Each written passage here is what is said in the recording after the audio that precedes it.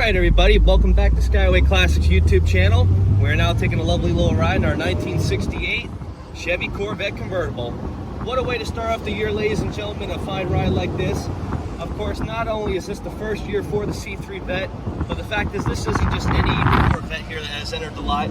It is well documented, well taken care of. Let's go into it just as it is, featuring that Le Mans blue exterior. In fact, this is a factory color. It does match the trim tag, featuring rally wheels, fresh new BF Goodrich white letter tires, and of course with a lot of C3s you had the black manual top, which you'd have to take the top cubby off.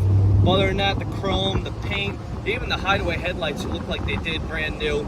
Paint quality is in good shape. In fact, I don't even believe this had a repaint on it.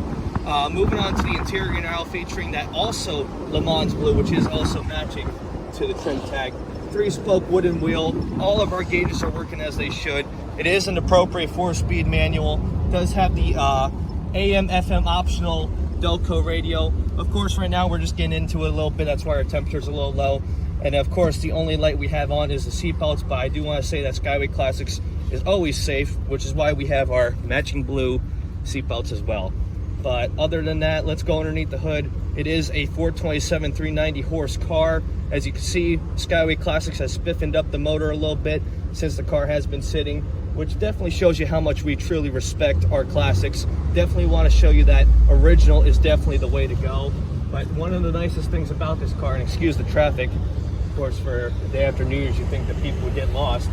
But other than that, when we were working on the vehicle, we did lower the gas tank and found the original build sheet to the car, which is really something you never find in these old cars anymore due to the fact that they have been worked on. Also, one of the things I like to mention is that little speed dial in the speedometer, which is a very rare option you got with these older cars. I know in my Camaro I have the same feature, but it is honestly a good safety warning for those who like to actually abide by the speed limit, or if you need to know what the speed limit is, you can't tell like on a road like this, that's the way to do it. But this is without a doubt a #1 vehicle. In fact, that's why it's blue, Skyway Pride. It is definitely a beautiful vet. But as for now though, we're just gonna get it turned around and up on the lift, so please stay tuned to see the underneath.